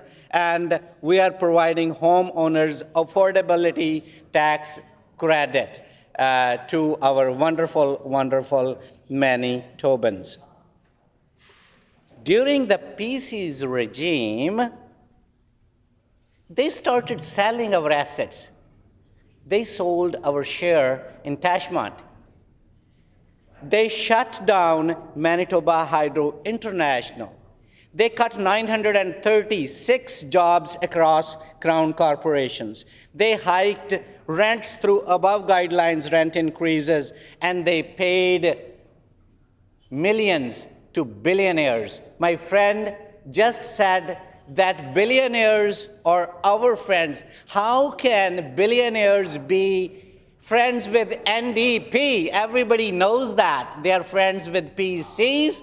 That's why they write big checks to their billionaire friends. We do not support that. I do not support this incomplete resolution. We would keep working for our hardworking Manitobans and our farmers.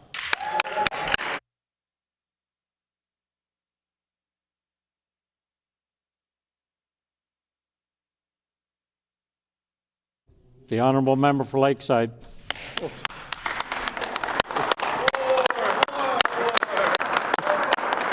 Thank you, Honourable Speaker. And again, it sounds to me like the members opposite want to open up a government-run grocery store here. So it gives me great pleasure to stand and talk about this resolution that was brought forward by a member from Interlake Gimli at a time when we are experiencing a real affordability crisis and foodflation, and the challenges that are confronting our agricultural sector because of it. And I want to acknowledge that we all understand that we're feeling those pressures. Families are stretching every dollar further than they did just a few years ago. Parents are watching grocery bills rise while they keep up with rent and mortgage payments, utility costs, transportation expenses, and all the other financial demands of daily life. Seniors living on fixed incomes are carefully budgeting between essentials. Young people are wondering whether they will ever be able to afford a home or build financial stability. And these are real concerns. They deserve some serious discussion right here in this legislature. And agriculture is deeply connected to those concerns, because agriculture is deeply connected to Manitoba itself. It's one of the foundations of our provincial economy. It supports jobs in rural communities, drives exports, it strengthens food security, and contributes enormously to economic growth. Manitoba farmers work extraordinarily hard under conditions that are often unpredictable and difficult. They face rising fuel costs, volatile markets, labor shortages, transportation challenges, weather uncertainty, and of course increasing global competition. So they deserve the recognition and respect for the work that they do every single day on our farms here in Manitoba. Manitoba's agricultural sector is not only an economic driver, it's part of our identity. Farmers and producers help feed this province. They feed this country and many parts of the world. From grain and oilseeds to livestock and food processing, agriculture supports thousands of Manitoba families and businesses. The numbers outlined in this resolution demonstrate the scale and importance of the sector right here in this province. Food inflation is not unique to Manitoba.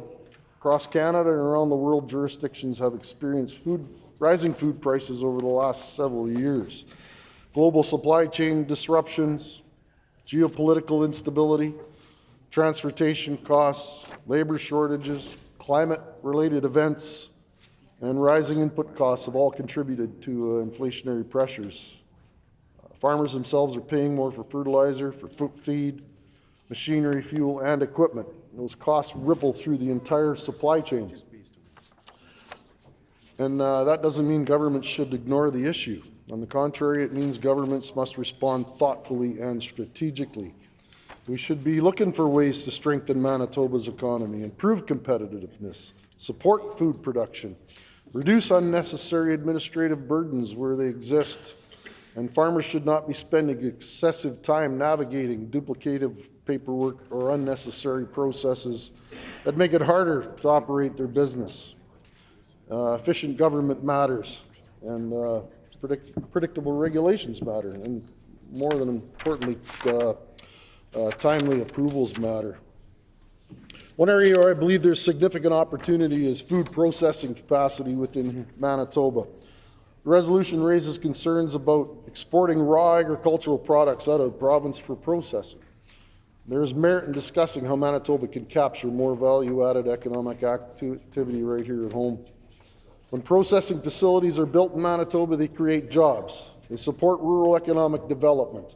They strengthen supply chains. They create opportunities for innovation and export growth. They also help keep more economic benefits circulating within our communities. That's why it's important for government, industry, educational institutions, and economic development partners to work collaboratively to attract investment and encourage growth in value-added agriculture. We also need to continue strengthening trade opportunities for Manitoba producers.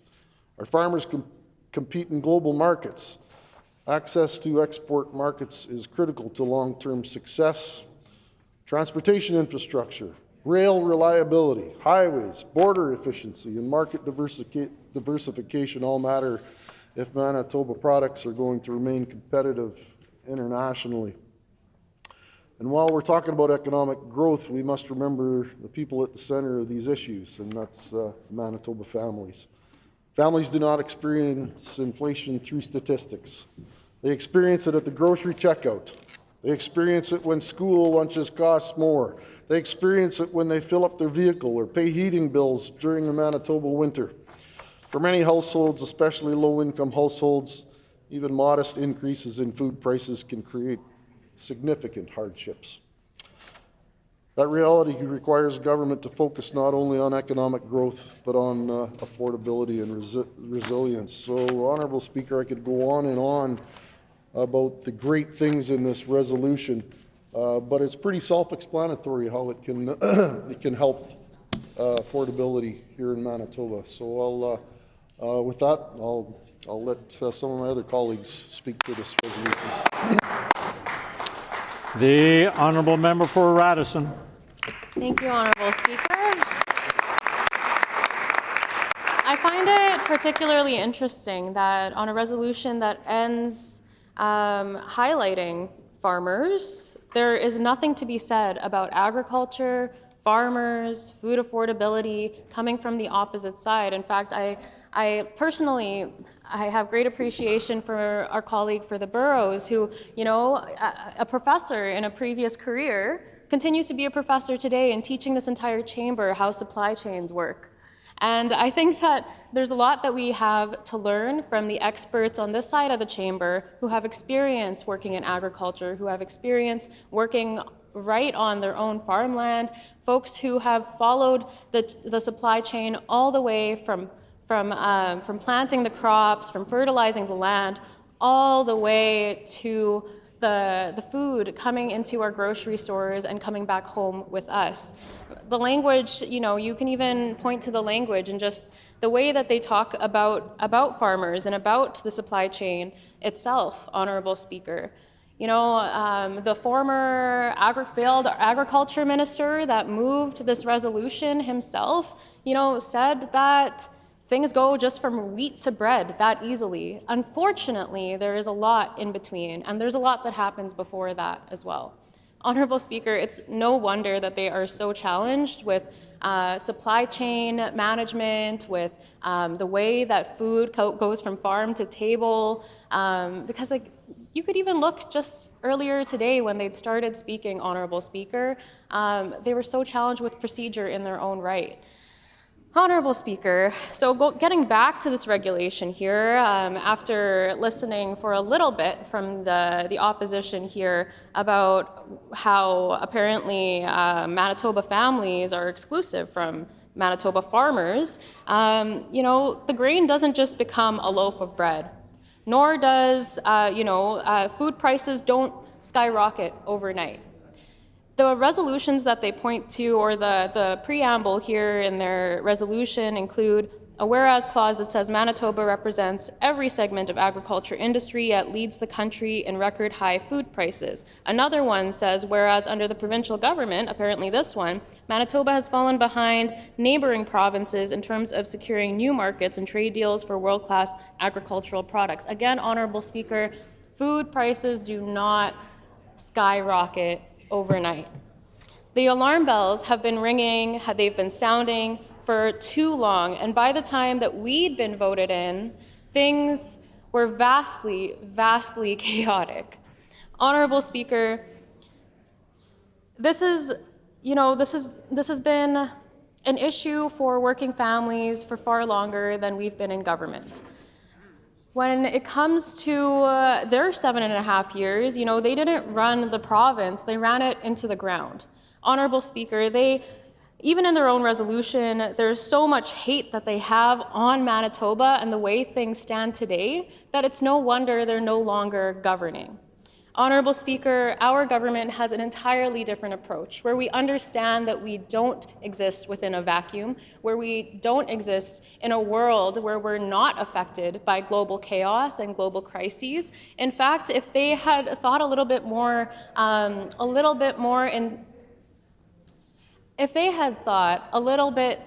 intentionally about this resolution, they would have done a little bit more research and found out that present-day conflict in the Middle East has resulted in a vast amount of fertilizer nutrients being blocked from the rest of the world. Fertilizer can be extremely expensive, Honorable Speaker, and now because of the Strait of Hormuz being blocked by someone that frankly they actually thanked not too long ago, the fertilizer costs could result in something unseen ever before in our entire world. And so we are, poised here in Manitoba to have access to things like potash, to have access to things like rich soil and sustainable solution-based mines not too far from Russell. And Honorable Speaker, they continue to take for granted the good work that's actually happening here in Manitoba. They take for granted the very own communities that they're apparently elected to represent right now. And instead, what they do is when there is someone with experience like the member for Burroughs speaking about his experience in the agriculture industry, like when we have the esteemed Minister of Agriculture, the member for Dauphin, spewing his knowledge, they have nothing to back up, again, my point, they have nothing to back up their own resolution except heckles, except shock and exacerbation with their own record, Honorable Speaker, because there's so much good work that we are doing because we believe in Manitoba, unlike the members opposite. Honorable Speaker, that's why our NDP government, unlike the previous PC government that had no clear plan to support producers while lowering costs for families, And in fact, they just cut and took, like, frankly, they took so many things away from Manitobans. They actually are the ones that in the first place put the carbon tax on farmers themselves, the carbon tax that they complain about, the carbon tax that they, are crying out to their constituents or making up stories to say, I rescind that if that is unparliamentary. But Honourable Speaker, they have no merit when they're coming to this chamber to talk about farmers.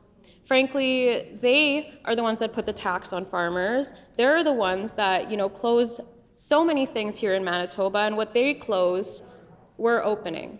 Honourable Speaker, they shuttered housing units for Manitoba families. They shut down emergency rooms for Manitoba families. They shut the door on farmers, like the member for Burrows mentioned, who needed help in Toulon, in Beausejour, in many more communities. And what we're doing here is we're reopening services that they closed. We've expanded access to services by opening new Manitoba Agricultural Services Corporation centres in Verdon and Shoal Lake, now supporting over 1,000 producers each year and helping reduce administrative burden. So while our incredible colleague for Burrows was being heckled by someone who was choked up representing Springfield-Rashot full of farmers and agricultural producers, yet knowing absolutely nothing about the process in and of itself, we here on the NDP benches are doing things like supporting the next generation of farmers, the next generation of folks who will put food on our tables, the next generation of folks who historically were done wrong by members opposite, because instead of allowing them to charge what they rightfully deserve for food, they allowed corporate conglomerates, big grocers, to instead upcharge people at the consumer level. Meanwhile, the people who are actually taking the food from the land, who are actually harvesting our meats, our poultry, etc., are making hardly enough to put food on their own table, Honourable Speaker. And so what we're doing for this next generation is we're increasing the young farmer rebate eligibility from $400,000 to $425,000, Honourable Speaker, and lowering upfront financing costs, which will help more young Manitobans get their start in agriculture. Honourable Speaker, when I was in high school, I learned a whole lot about how young people were flocking to the city, flocking to urban communities so that they could get jobs. This policy in and of itself will keep young people in rural communities in ways that members opposite don't want them to hear about. Honourable Speaker, through Budget 2026, we are also investing in programs like Agri-Invest, Agri-Insurance, and the wildlife damage compensation to help producers manage risk, protect their operations, and keep food production strong in Manitoba.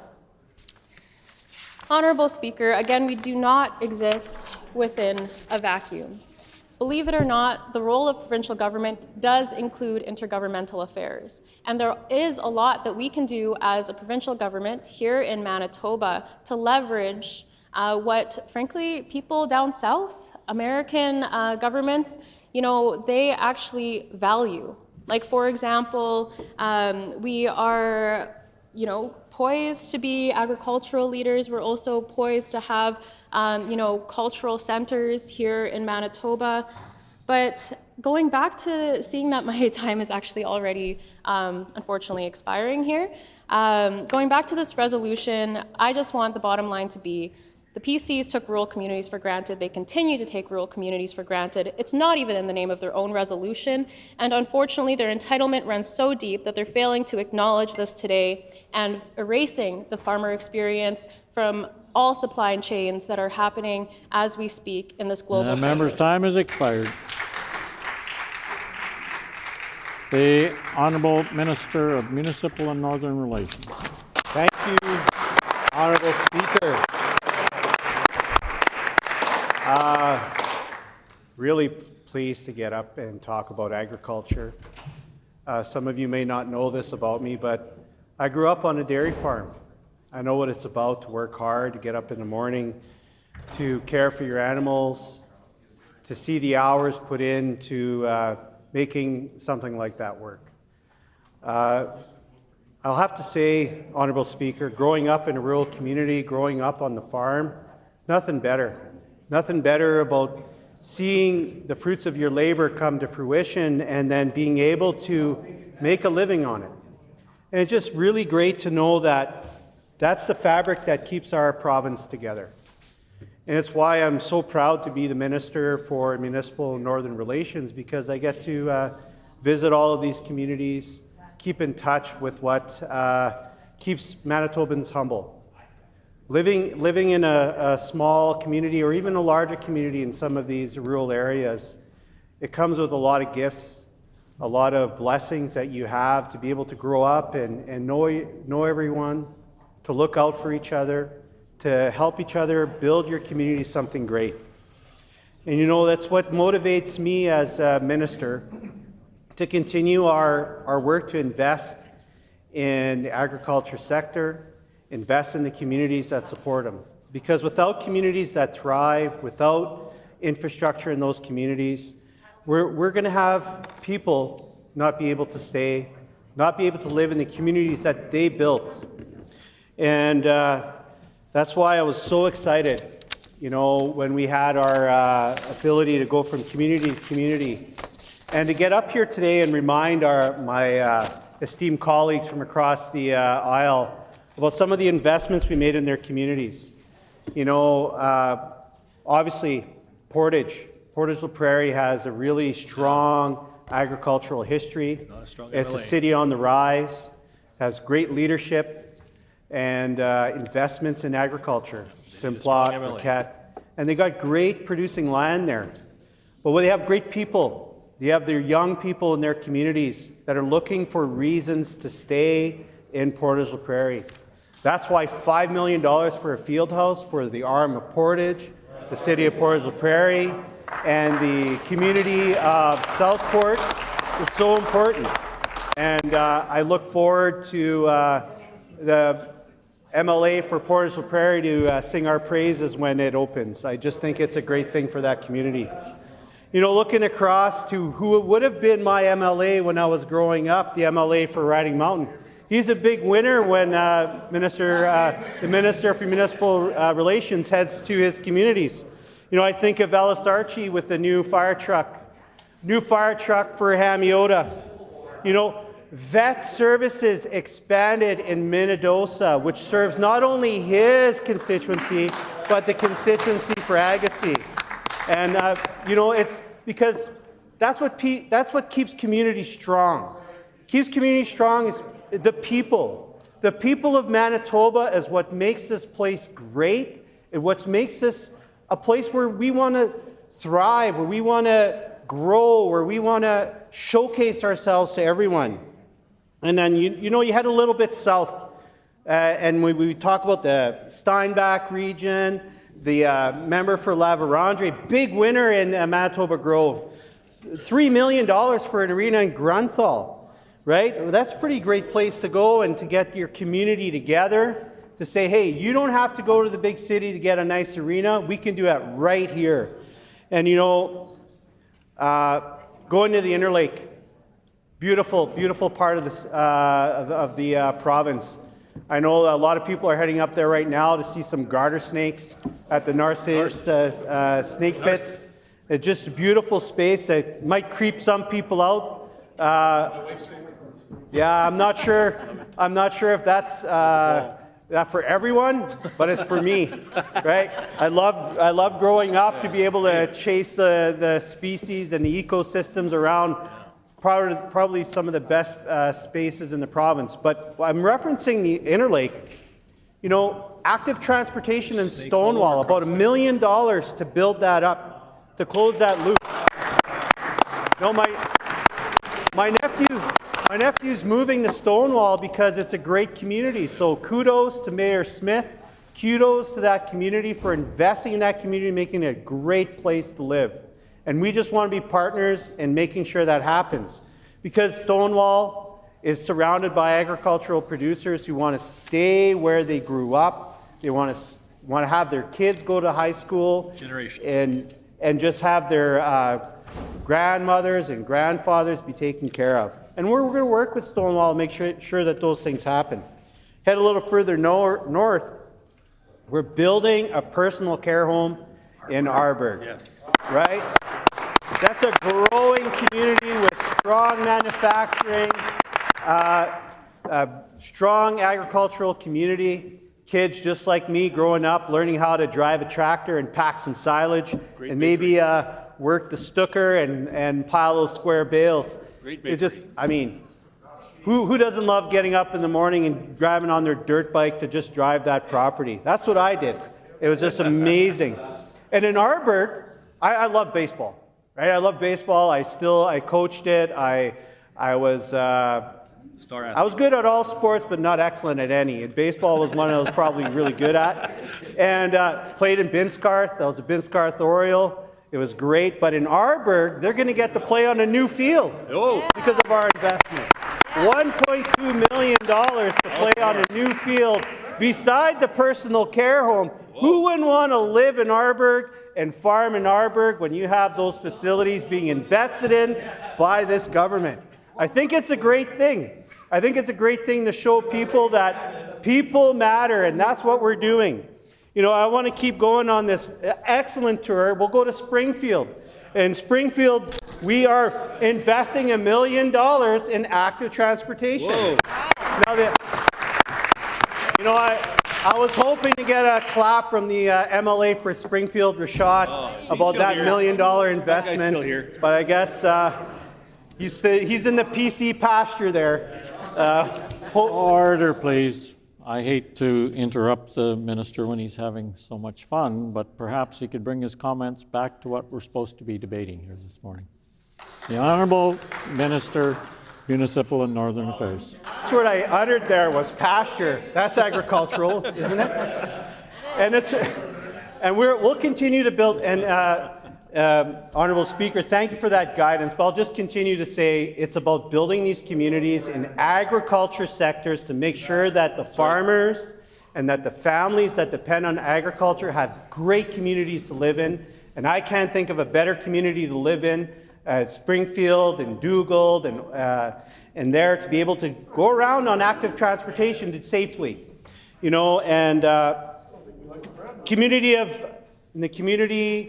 and the arm of Brokenhead, they need to get together for social, right? After a hard day of labor at harvest time, you got to get together and you got to have a party.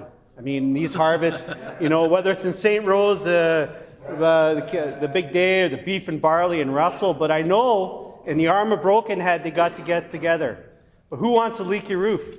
That's why we're fixing it. That's why we're putting in all that kind of dollars in the arm of Brokenhead. And the MLA for Lac du Bonnet isn't cheering for something like that. You know, a harvest party, fall supper in the hall in the arm of Brokenhead. You don't want a leaky roof, and we're fixing it. There you go. Right. And you know, I was hoping to see the MLA for Borderland. We're making a lot of investments there. A lot of investments there on fire safety. Right? And right now we know it's pretty dry out there. Just around Brandon, there was some grass fires where we had mutual aid. Make sure to protect those farmers' properties, to make sure that their properties don't burn, to make sure that... Order, please. When this matter is again before the House, the honourable member will have 1 minute remaining. The hour being 12 o'clock, this House is recessed and stands recessed until 1:30 p.m. today.